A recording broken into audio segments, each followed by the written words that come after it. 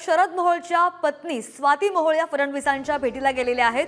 कुख्यात गुंड शरद मोहोळ याची पत्नी स्वाती मोहोळ देवेंद्र फडणवीस यांच्या भेटीसाठी पुणे शहर कार्यालयात आली होती आणि 2 दिवसांपूर्वी शरद मोहोळ याचा गोळीबाराने खून झाला होता। त्या प्रकरणी 8 आरोपी ताब्यात आहेत। मात्र आत्ताची महत्त्वाची अपडेट आपण पाहतोय, त्यांची पत्नी स्वाती मोहोळ आता फडणवीसांच्या भेटीला गेलेली आहे। या संदर्भात अधिकचे अपडेट घेत आमचे प्रतिनिधी ज्ञानेश्वर चौतमल जोडले गेलेले आहेत।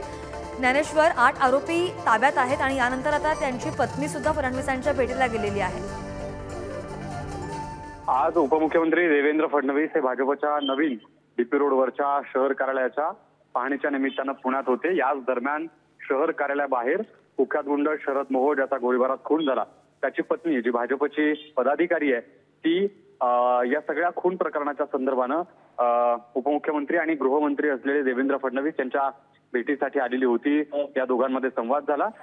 स्वाती मोहोळ यांनी या सगळ्या घटनेबाबत कारवाईची मागणी, कठोर कारवाईची मागणी गृहमंत्री देवेंद्र फडणवीस यांच्याकडे केलेली आहे। या सगळ्या संबंधानं गृहमंत्री देवेंद्र फडणवीस त्यांची काय भूमिका आहे, ते काय प्रतिक्रिया देत आहेत हे पाहणं महत्त्वाचं ठरणार आहे।